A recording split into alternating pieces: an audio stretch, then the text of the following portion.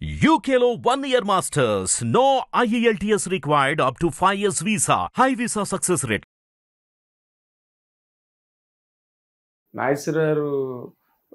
నాగేశ్వరరావు గారిలో the best పార్ట్గా చెప్పుకోవాలి అంటే మీకు ఒక ఫాదర్గా నుండి లేకపోతే ఒక గ్రేటెస్ట్ పెర్ఫార్మర్గా స్క్రీన్ మీద what is the best part Nageswara Rao గురించి అంటే మీరు ఇండివిజువల్గా ఏం చెప్తారు సార్? క్యారెక్టర్ వైజ్ ఆయన పట్టుదల, ఆయన డ్రైవ్ అండి టువర్డ్స్ లైఫ్.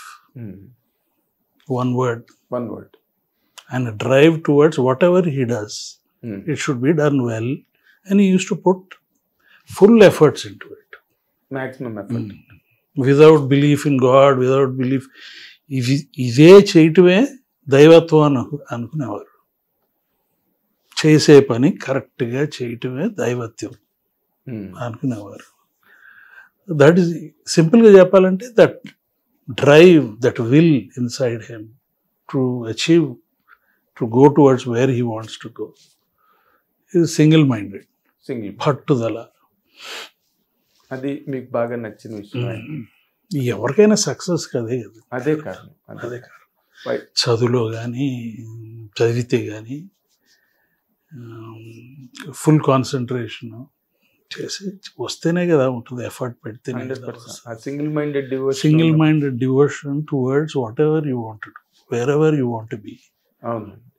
వైజయంతి మూవీస్ ఆఫీస్లో అశ్విని దత్ గారు గోడ మీద అక్కినేని నాగేశ్వరరావు స్టేట్మెంట్ ఉంటుంది, దేవుడు ఎక్కడో లేడు, నువ్వు చేసే పనిలోనే ఉన్నాడు అక్కినేని నాగేశ్వరరావు, గోడ మీద రాయించారు ఆయన. అలాగా we know so much about him. But ఆ స్టేజెస్లో మీరు ఆయన జ్ఞానం వచ్చి మీరు మా ఫాదరు ఈజ్ ఎ సెలబ్రిటీ అని మీకు తెలిసి కనెక్ట్ అయిన రోజు నుంచి కనుక మీ నాగేశ్వరరావు కెరీర్ని చూస్తే అందులో అప్స్ అండ్ డౌన్స్ కూడా ఉన్నాయి కదా, వాటిని ఆయన ఎట్లా హ్యాండిల్ చేసేవారు సార్? లేదండి, నేను అదే చెప్తున్నాను కదా, ఆ డిస్కషన్లు ఎప్పుడు జరిగేవి కాదు. మేము సినిమాలు కూడా చూసేవాళ్ళం కాదు, టు బి ట్రూత్ఫుల్. నేను చాలా నాన్నగారి సినిమాలు మిస్సమ్మ ఫర్ ఎగ్జాంపుల్ చూడలేదు. మొన్న సినిమా తెప్పించుకొని చూద్దాము అంటేనే దొరకట్లా, పాజిటివ్ లేదు, అంత మొక్కలు అయ్యి ఉంది, సరిగ్గా మనాళ్ళు ప్రిజర్వ్ చేయలేదు. అన్నీ చాలా అండి, ఒక్కటి కాదు, చాలా. మిస్సమ్మే లేదంటే మరి వాటి దాని వెనకాల ఉంటాయి, మరాఠీలు, కీలుగుర్రం అస్సలు ఉండవు, అస్సలు దొరకవు. మేము అయి చూడలేదు.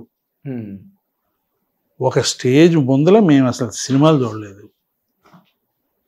దేవదాసు కూడా నేను పెద్దోడిని అయిన తర్వాత చూశాను, వేయించుకుని మరీ చూశాను. చూసి 3 రోజులు డిప్రెషన్. మామూలు జనరల్ ఆడియన్స్కే బోల్డ్ డిప్రెషన్ ఉంటుంది, బీయింగ్ ఎ సన్ డైరెక్ట్గా. ఫాదర్ అంత కదా. నాగేశ్వరరావు దేవుణ్ణి నమ్మేవారు కాదు అన్నది మీరు అంతేనా సార్? అంతే, నేను అంతేనండి. ఆ వాతావరణంలో పెరిగాను, అట్టగే. ఓకే, అంటే నేను కొంచెం అందరూ పిల్లలు అట్టగే పెరిగారు, అందరూ కన్వర్ట్ అయ్యారు. నాగార్జున అన్నమయ్య తర్వాత బాగా భక్తి వచ్చింది. అవునా? నాట్ వెరీ రిలీజియస్, రోజు మంత్రాలు చదువుతూ చేయటం అట్లా ఏమీ లేదండి వాళ్ళకి. నాకు మాత్రం అస్సలు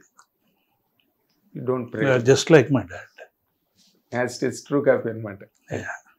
ఇప్పుడు ఆయన మొట్టమొదట బిగినింగే జానపదాలతో ఆయన కెరీర్ ప్రారంభమైంది. దేవదాస్ నుంచి సోషల్ హీరోగా రికార్డు క్రియేట్ అయింది. తర్వాత మధ్యలోని డివోషనల్ క్యారెక్టర్స్, భక్తుడి పాత్రలు చాలా చేశారు కదా, విప్రనారాయణ గారు, అవన్నీ ఆ సినిమాలు. మీకు దాంట్లో నాగేశ్వరరావుని మీరు సినిమాలు ఎక్కువ చూడలేదని అంటున్నారు, బట్ మీరు విన్న దాని గురించి అయినా అట్లీస్ట్ మీ అబ్జర్వేషన్లో ఆయన సోషల్ హీరోగా మీకు బాగా నచ్చారా, జానపదాల్లో నచ్చారా? సోషల్ హీరో అని చెప్పాలండి, ఎందుకంటే జానపదాలు చూడలేదు, నిజంగా చూడలేదు. మాయాబజార్ ఒకటి నాకు బాగా ఇష్టం, but that is like a folklore కదా. ఫోక్లోర్ అది, it's almost like a folklore. Mayabazar బోల్డ్ సార్లు చూశాను. భక్త తుకారాం చూశాను. మహాకవి క్షేత్ర చూసారండి? చూడలేదండి. అప్పుడు నేను అమెరికాలో ఉన్నాను చదువుకుంటానికి వెళ్ళి. ఇటీవల మా నాగేశ్వరరావు నాగార్జున గారు ఇద్దరు కలిపి యాక్ట్ చేశారు, కబీర్ చేశారు. కబీర్ చూశాను. అది చూసారండి. But I would say I would give importance to his romantic roles. ఆ రొమాంటిక్ రోల్స్ లోనే మళ్ళీ ఆయన చాలా ట్రాజడీస్ చేశారు, సీరియస్ చేశారు. వెలుగునేడులో అవన్నీ కూడా వెరీ సీరియస్ హెవీ ఫిల్మ్స్ అండి.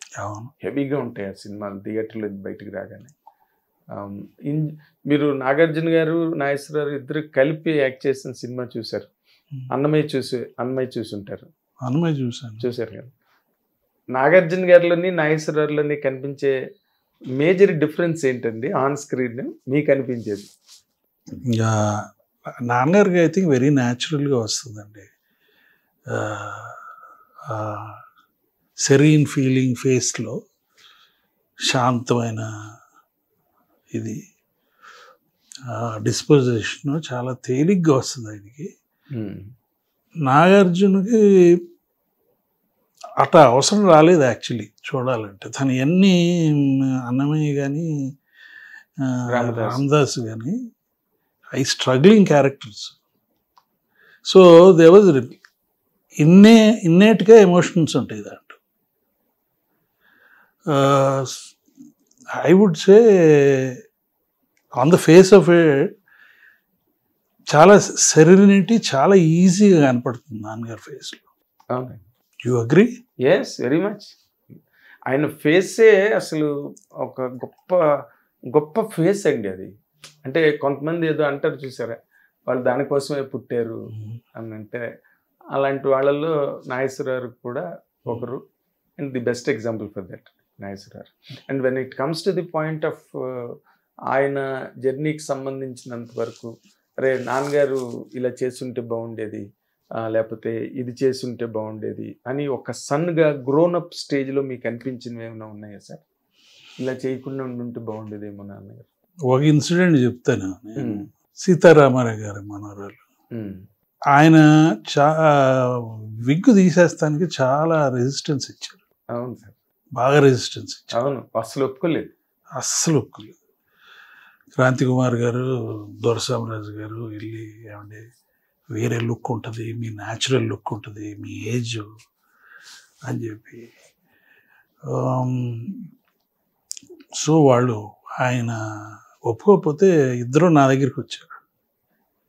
నేను విత్ గ్రేట్ డిఫికల్టీ ఒప్పించాను. నేను అందుకని తీశారు ఆయన. చాలా గ్రేట్ ఆయన ఒప్పించారంటే మీరు. సో ఫిక్స్డ్గా ఉండేవారండి ఆయన నోషన్స్. అవును.